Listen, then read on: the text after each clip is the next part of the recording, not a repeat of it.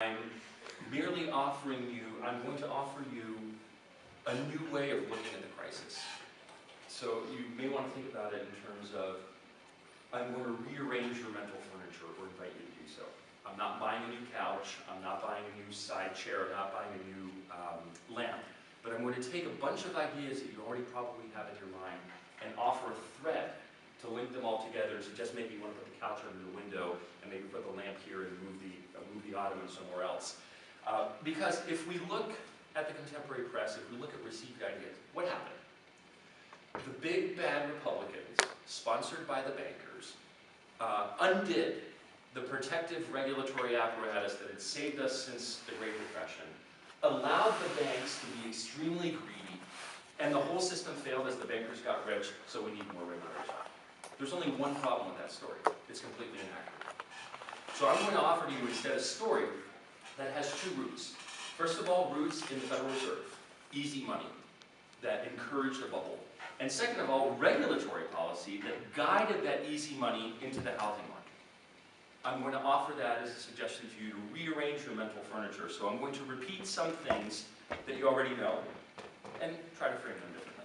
So what do we have? Initially, it was a housing bubble. A lot of loans were made, a lot of houses were purchased, overinvestment in the housing market, risky loans, the whole thing came crashing down. Okay, that's the easy explanation, I can go home now. Why did it happen? And how could it happen? And that's what I'm going to look at. So I'm going to start with a little bit of theory, very little bit of theory. It's a Monday night, it's against the Fifth Amendment of the Constitution, and it's enjoined against cruel and unusual punishment to spend more than about 5 minutes talking about economic theory. But I think the theory really weaves the history together. Then I'm going to offer you a contrarian history of the crisis, completely opposite to anything you might have heard. How many of you, out of curiosity, have read a pamphlet, little book, maybe 15, 20 pages, called The House That Uncle Sam Built by Peter Bepke and Steve Horwitz? Good. I'm very happy because I wrote initially the first, what later became this lecture, before that came out, and those guys are two, one is a former professor of mine, the other one has been a mentor of mine. They said basically all the same things that I said, but better, and then I thought, well, wait a minute. My initial thought was, this is bad, they're saying the same things that I was going to say, but then I was encouraged because two of my mentors said that had the exact same ideas that I did, so at least nobody's read that. And then I'll close up with prospects for recovery where we stand now. Okay, a little bit of theory. This fine gentleman here is Ludwig von Mises.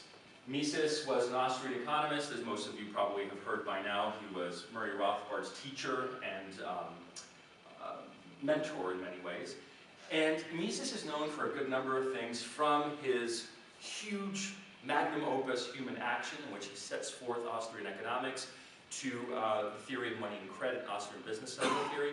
I want to start off with a very simple theory of his, which he calls the dynamics of intervention. Basically, the market process allows prices to convey information.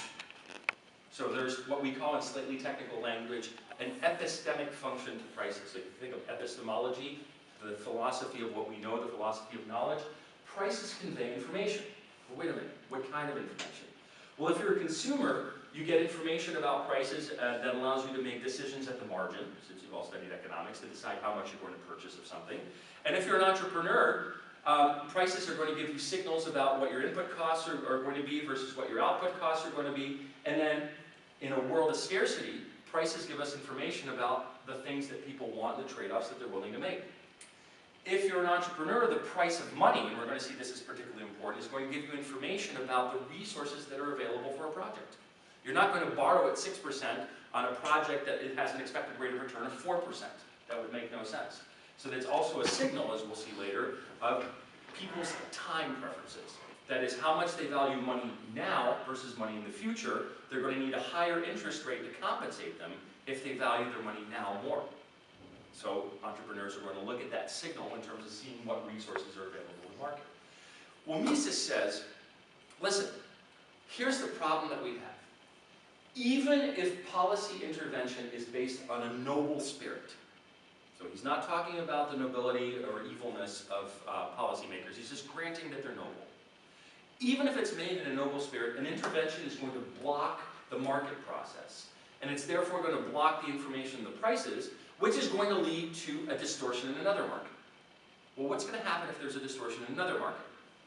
Raise my hand. I'm going to say, hey, Mr. Government, I want intervention in this market. Well, what's that intervention going to do? It's going to lead to a further distortion in another market, which is going to lead to another call for intervention, which is going to lead to another distortion in another market, and so on and so forth in a chain or a dynamic of interventions. So the example that he uses is the example of milk. I'm a nice guy. I'm the new prime minister, and I notice that poor children don't have enough access to milk. So I decide that I'm going to place a price limit on milk, a price ceiling, and say it's illegal now to sell milk for more than $1 a gallon. That's going to help poor children get access to milk. Well, if I'm a dairy farmer, what's going to happen? All my input prices have stayed the same. The electricity, the workers, the cattle food, etc., fodder. But my output prices have dropped significantly. I can no longer stay in business. So a good number of dairy farmers are going to quit and leave the business. So what do we have? Empty shelves. We have a shortage of milk. Well, that wasn't my intended goal. I wanted to help the children, not make milk unavailable. So I go talk to the dairy industry and I say, what's wrong, guys? And they explain their story to me. I say, no problem. I am going to put a price ceiling on cattle feed so that you can continue to be competitive. Well, what's going to happen with that? That's going to distort another market, et cetera, et cetera. Same difficulty that we have in the US, by the way, with the medical services industry, or the medical industry. In the 19th century, we had a guild, a medieval-style guild or union known as the American Medical Association that successfully lobbied for licensing of doctors and a restriction of supply. We can have a separate conversation about whether it's good or bad to license doctors or whether a market can handle the information necessary through another mechanism. But the point is they successfully restricted for a limit in supply. You've all had economics, supply and demand. What happens if you restrict supply? Price goes up. Fast forward to the New Deal. The federal government decides it's going to help old people with Medicare and is going to give them a subsidy to purchase medical services. The subsidy is going to increase the demand, which is going to increase the price. World War II rolls around. As a consequence, this is another Mises story, as a consequence of the wartime economy, the federal government is worried that prices are rising too fast, so it puts a price limit on wages. Wages are not allowed to rise. Now, if you're a company and you're trying to attract workers, but you're not allowed to raise the wages, and there's a scarcity of workers, you're going to try to attract them as best you can because so many are out fighting the war, you can't raise the wages, you got to raise the benefits for them. And one of the benefits that was given was health insurance. Now, what does health insurance do to the demand for medical services? It increases demand, which increases the price. 10 years later, companies got a favorable treatment in the US tax code in that companies get huge tax breaks for purchasing bulk health insurance, which individuals don't get. So the problem is further enshrined. 1960s, Lyndon Johnson's Great Leap Forward, A Great Society, where, Chinese history reference? Okay. Decides now, look, medical services are too expensive, poor people don't have access to them, we need a program to help them because we're nice people after all. We're going to call it Medicaid and it'll help poor people. Increasing demand through the subsidy, prices rise again. Fast forward to our last great free market president, George W. Bush, who when he was done with re-regulating the entire national school system through No Child Left Behind, decides that seniors don't have sufficient access to medicine, so we're going to set up Medicare Part D, which is what? A further subsidy to another segment of the population, which is going to drive up demand and thus drive up prices. Enter President Obama. Oh look, medical services are too expensive in the US. We need to re-regulate this through the Affordable Care Act.